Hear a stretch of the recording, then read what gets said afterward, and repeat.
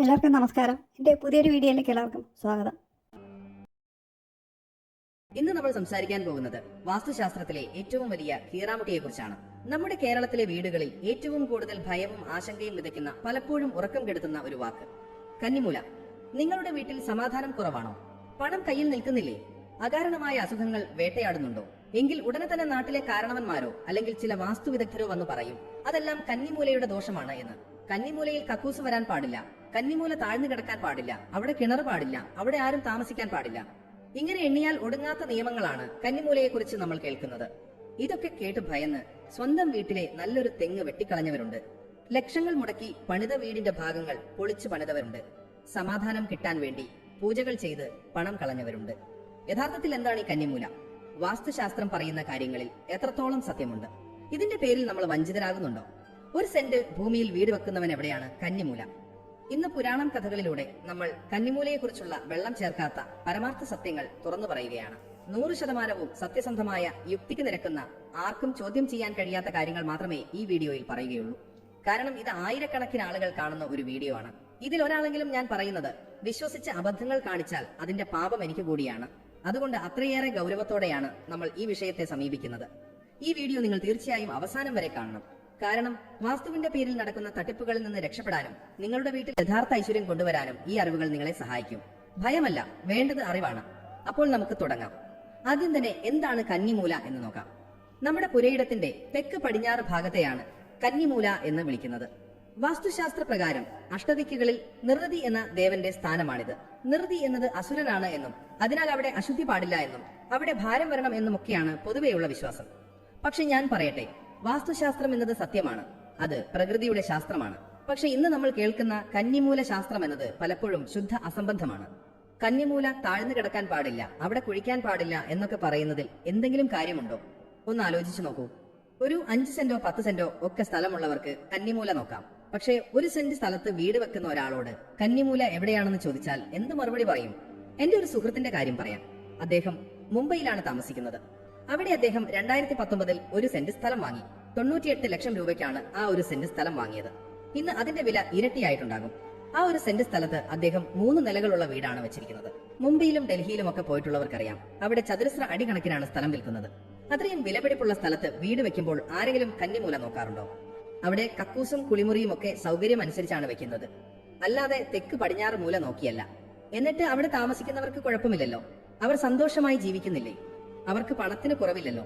അപ്പോൾ നമ്മൾ ചിന്തിക്കണം, ഈ പറയുന്ന ദോഷങ്ങളൊക്കെ നമ്മുടെ മനസ്സിന്റെ സൃഷ്ടിയാണോ എന്ന്. അതുകൊണ്ട് കന്നിമൂല എന്ന ആശയത്തെ അന്ധമായി വിശ്വസിച്ച് ഭയപ്പെടേണ്ട ഒരു കാര്യവുമില്ല. എങ്കിലും കേരളത്തിന്റെ കാര്യം വരുമ്പോൾ സ്ഥിതി കുറച്ച് വ്യത്യസ്തമാണ്. നമ്മുടെ ഭൂമിശാസ്ത്രപരമായ പ്രത്യേകത അനുസരിച്ച് കന്നിമൂലയ്ക്ക്, അതായത് തെക്ക് പടിഞ്ഞാറ് ഭാഗത്തിന് ചില പ്രാധാന്യങ്ങളുണ്ട്. അത് എന്താണെന്ന് ശാസ്ത്രീയമായി മനസ്സിലാക്കാം. നമ്മുടെ കേരളത്തിന്റെ ഭൂപ്രകൃതി ഒന്ന് നോക്കൂ. കിഴക്ക് സഹ്യപർവ്വതം അഥവാ പശ്ചിമഘട്ടം, പടിഞ്ഞാറ് അറബിക്കടൽ. ഇങ്ങനെ ഒരു ഘടന ഇന്ത്യയിൽ വേറെ എവിടെയുമില്ല. തെക്ക് മുതൽ വടക്ക് വരെ നീണ്ടുകിടക്കുന്ന വലിയൊരു മതില് പോലെയാണ് പശ്ചിമഘട്ടം നിൽക്കുന്നത്. പാലക്കാട് വാളയാർ ചുരത്തിൽ മാത്രമാണ് ഇതിനൊരു വിടവുള്ളത്. അതുകൊണ്ടാണ് പാലക്കാട് മാത്രം കാലാവസ്ഥയിൽ മാറ്റം വരുന്നത്. ഈ പശ്ചിമഘട്ടവും അറബിക്കടലും ചേർന്നാണ് കേരളത്തിലെ കാറ്റിന്റെ ഗതി നിയന്ത്രിക്കുന്നത്. കേരളത്തിൽ തെക്ക് പടിഞ്ഞാറൻ കാറ്റ് വീശുന്നത് തെക്കുനിന്ന് വടക്ക് കിഴക്ക് ഭാഗത്തേക്കാണ്. അതായത് വീടിന്റെ കന്നിമൂല ഭാഗത്തു നിന്ന് ഉമ്മറത്തേക്ക് കാറ്റ് വീശും. ഇവിടെയാണ് കന്നിമൂലയുടെ ശുദ്ധിക്ക് പ്രസക്തി വരുന്നത്. പഴയ കാലത്ത് നമ്മുടെ വീടുകളിൽ കക്കൂസ് എന്ന് പറയുന്നത് വീടിന് പുറത്ത് കുഴിയെടുത്ത് ഉണ്ടാക്കുന്നവയായിരുന്നു. സെപ്റ്റിക് ടാങ്ക് സംവിധാനം അന്നില്ലായിരുന്നു. അപ്പോൾ വീടിന്റെ തെക്ക് പടിഞ്ഞാറ് ഭാഗത്ത്, അതായത് കന്നിമൂലയിൽ ഇത്തരമൊരു തുറന്ന കക്കൂസ് വെച്ചാൽ എന്ത് സംഭവിക്കും? അവിടെ നിന്നുള്ള ദുർഗന്ധം കാറ്റിലൂടെ നേരെ വീടിന്റെ അകത്തേക്ക് വരും. ഉമ്മറത്തിരിക്കുന്നവർക്കും അടുക്കളയിൽ ഇരിക്കുന്നവർക്കും ആ ദുർഗന്ധം സഹിക്കേണ്ടി വരും. മാത്രമല്ല, അശുദ്ധമായ വായു ശ്വസിക്കുന്നത് വീട്ടിലുള്ളവരുടെ ആരോഗ്യത്തെ ബാധിക്കും. അത് അസുഖങ്ങൾക്ക് കാരണമാകും. വീട്ടിൽ വരുന്ന അതിഥികൾക്കും അത് ബുദ്ധിമുട്ടുണ്ടാക്കും. ഇതൊഴിവാക്കാനാണ് പണ്ടുള്ളവർ കന്നിമൂല ശുദ്ധമായി സൂക്ഷിക്കണം എന്ന് പറഞ്ഞത്. അവിടെ മാലിന്യങ്ങൾ കൂട്ടിയിടരുത് എന്ന് പറഞ്ഞത്. അല്ലാതെ അവിടെ അസുരൻ ഇരിക്കുന്നത് കൊണ്ടല്ല. പക്ഷെ ഇന്ന് കാലം മാറി. ഇന്ന് നമ്മൾ ഉപയോഗിക്കുന്നത് അടച്ചുറപ്പുള്ള സെപ്റ്റിക് ടാങ്കുകളും ഗ്യാസ് ടൈറ്റ് ആയിട്ടുള്ള പൈപ്പുകളുമൊക്കെയാണ്. വീടിനുള്ളിൽ തന്നെ കുളിമുറിയും കക്കൂസും പണിയുന്ന കാലമാണിത്. അതുകൊണ്ട് ഇന്ന് കന്നിമൂലയിൽ ഒരു അറ്റാച്ച്ഡ് ബാത്റൂം വെക്കുന്നതിൽ യാതൊരു തെറ്റുമില്ല. അത് വൃത്തിയായി സൂക്ഷിക്കുന്നുണ്ടെങ്കിൽ, ദുർഗന്ധം വരുന്നില്ലെങ്കിൽ അത് വാസ്തുദോഷമേ അല്ല. അതുകൊണ്ട് ബാത്റൂം കന്നിമൂലയിലായി പോയി എന്ന് പറഞ്ഞ് അത് പൊളിച്ചു കളയാൻ നിൽക്കരുത്. ഇനി കന്നിമൂലയിൽ നടാൻ പാടില്ലാത്ത മരങ്ങളെക്കുറിച്ച് വലിയ ചർച്ചകൾ നടക്കാറുണ്ട്. പുളിമരം കന്നിമൂലയിൽ പാടില്ല എന്ന് പലരും പറഞ്ഞു കേൾക്കാറുണ്ട്. സത്യം എന്താണെന്ന് വെച്ചാൽ പുളിമരം കന്നിമൂലയിൽ എന്നല്ല, വീടിന്റെ ഒരു മൂലയിലും നടാൻ പാടില്ലാത്ത മരമാണ്. പറമ്പിൽ വീടിനോട് ചേർന്ന് ഒരിടത്തും പുളിമരം വെക്കരുത്. എന്തുകൊണ്ട്? മറ്റു മരങ്ങളുടെ വേരുകൾ ഭൂമിയിലേക്ക് ആഴ്ന്നിറങ്ങുമ്പോൾ പുളിമരത്തിന്റെ വേരുകൾ വശങ്ങളിലേക്ക് പടരുന്ന സ്വഭാവമുള്ളതാണ്. ഇത് വീടിന്റെ അടിത്തറയിലേക്ക് ഇറങ്ങി വികസിക്കുകയും കാലക്രമേണ വീടിന്റെ തറ പൊട്ടാൻ കാരണമാവുകയും ചെയ്യും. പുളിമരത്തിന്റെ വേരിന് അത്രയും ശക്തിയുണ്ട്.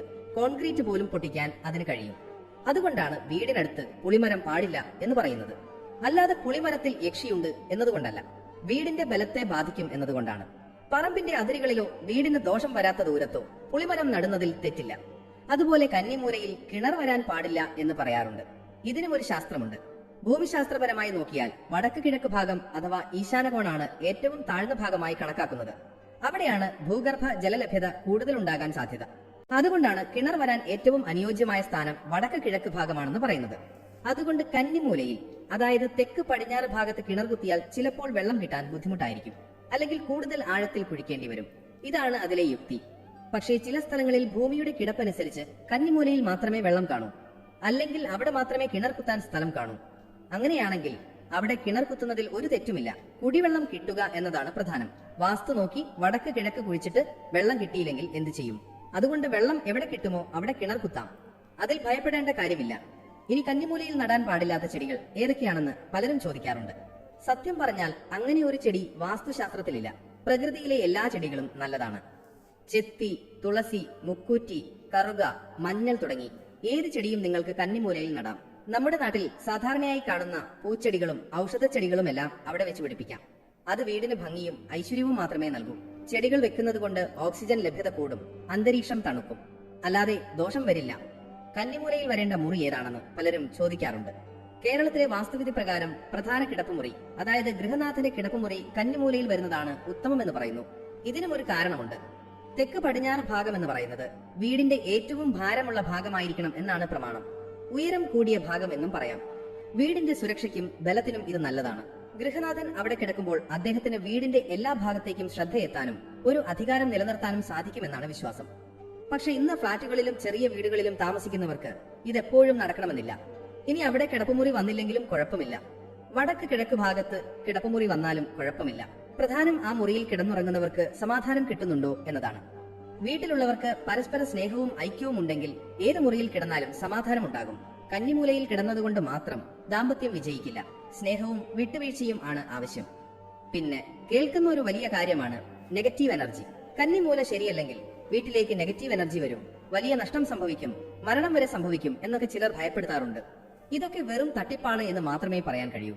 നെഗറ്റീവ് എനർജി, പോസിറ്റീവ് എനർജി എന്നൊന്നില്ല. എനർജി അഥവാ ഊർജം ഒന്നേയുള്ളൂ. വൈദ്യുതി എന്ന് പറയുന്നത് ഒരേ ഊർജമാണ്. അത് ഫാനിൽ കൊടുത്താൽ കാറ്റ് തരും, ബൾബിൽ കൊടുത്താൽ വെളിച്ചം തരും. ഇനി അതിൽ പോയി പിടിച്ചാൽ ഷോക്ക് അടിക്കും. നമ്മൾ എങ്ങനെ ഉപയോഗിക്കുന്നു എന്നതിലാണ് കാര്യം. നമ്മുടെ മനസ്സിന്റെ ചിന്തകളാണ് യഥാർത്ഥ എനർജി. നമ്മൾ എപ്പോഴും ഭയത്തോടെയും സംശയത്തോടെയും ജീവിച്ചാൽ അതാണ് നെഗറ്റീവ് എനർജി. നമ്മൾ സന്തോഷത്തോടെയും പ്രതീക്ഷയോടെയും ജീവിച്ചാൽ അതാണ് പോസിറ്റീവ് എനർജി. മരണം എന്നത് പ്രകൃതി നിയമമാണ്. ജനിച്ചാൽ മരിച്ചേ തീരൂ. അതിനെ കന്നിമൂലയുമായി ബന്ധിപ്പിക്കേണ്ട കാര്യമില്ല. കന്നിമൂല ശരിയല്ലെങ്കിൽ മരിക്കും എന്ന് പറയുന്നത് അന്ധവിശ്വാസമാണ്. ഇനി മരണം തന്നെ നെഗറ്റീവാണോ എന്ന് ചിന്തിക്കുക. വീട്ടിലെ ഒരാൾ മരിച്ചാൽ ആ വീട്ടുകാർക്ക് അത് തീരാത്ത നഷ്ടമാണ്, സങ്കടമാണ്. അവർക്ക് അത് നെഗറ്റീവാണ്. പക്ഷേ ശവപ്പെട്ടി ഉണ്ടാക്കുന്നയാളെ സംബന്ധിച്ച് ഒരാൾ മരിച്ചാലേ അയാളുടെ കച്ചവടം നടക്കൂ.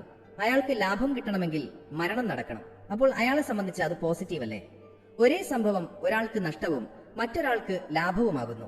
അപ്പോൾ ഈ ലോകത്ത് നെഗറ്റീവ് എന്നും പോസിറ്റീവ് എന്നും വേർതിരിക്കാനൊന്നുമില്ല. എല്ലാം നമ്മുടെ കാഴ്ചപ്പാടാണ്. അതുകൊണ്ട് കന്നിമൂലയുടെ പേരിൽ ഭയപ്പെടുന്നത് നിർത്തുക.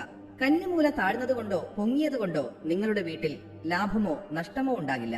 വീട്ടിലുണ്ടാകുന്ന വഴക്കുകൾക്കും അസുഖങ്ങൾക്കും കന്നിമൂലയുമായി ഒരു ബന്ധവുമില്ല. അത് നമ്മുടെ പെരുമാറ്റത്തിന്റെയും ജീവിതശൈലിയുടെയും പ്രശ്നമാണ്. ഇങ്ങനെയുള്ള അന്ധവിശ്വാസങ്ങൾ പ്രചരിപ്പിക്കുന്ന, ജനങ്ങളെ ഭയപ്പെടുത്തി പണം സമ്പാദിക്കുന്ന വാസ്തുവിദഗ്ധന്മാരുടെ മുന്നിൽ പോയി തല വെച്ചു കൊടുക്കാതിരിക്കുക. അവരുടെ ലക്ഷ്യം നിങ്ങളുടെ സമാധാനമല്ല, നിങ്ങളുടെ പണമാണ്. വീട് എന്നത് സമാധാനത്തോടെ ജീവിക്കാനുള്ള ഇടമാണ്. അവിടെ ഭയത്തിന് സ്ഥാനമില്ല. വീട് വെക്കുമ്പോൾ കാറ്റും വെളിച്ചവും ധാരാളമായി ലഭിക്കുന്ന രീതിയിൽ പണിയുക. വീടും പരിസരവും എപ്പോഴും വൃത്തിയായി സൂക്ഷിക്കുക. പൊട്ടിയ സാധനങ്ങളും വേണ്ടാത്ത വസ്തുക്കളും വീട്ടിൽ കൂട്ടിയിടാതിരിക്കുക. കുടുംബാംഗങ്ങൾ തമ്മിൽ സ്നേഹത്തോടെയും ബഹുമാനത്തോടെയും ജീവിക്കുക. അതാണ് യഥാർത്ഥ വാസ്തു. മനസ്സ് നന്നാണെങ്കിൽ വീടും നന്നാകും. ഈ വീഡിയോ നിങ്ങൾക്ക് ഇഷ്ടപ്പെട്ടു എന്ന് വിശ്വസിക്കുന്നു. നിങ്ങളുടെ മനസ്സിലെ അനാവശ്യമായ ഭയങ്ങൾ മാറാൻ ഇത് സഹായിക്കുമെന്ന് കരുതുന്നു. നിങ്ങൾക്ക് എന്തെങ്കിലും സംശയങ്ങളുണ്ടെങ്കിൽ താഴെ കമന്റ് ബോക്സിൽ ചോദിക്കാവുന്നതാണ്. ഈ അറിവ് മറ്റുള്ളവർക്ക് കൂടി ഉപകരിക്കാൻ വേണ്ടി ഷെയർ ചെയ്യുക. ഈ വാസ്തുശാസ്ത്രത്തിൻ്റെ തട്ടിപ്പ് എല്ലാവർക്കും മനസ്സിലായി കാണുമല്ലോ. ഈ ചതിക്കുഴിയിൽ ഇനി ആരും വീഴാതിരിക്കുക.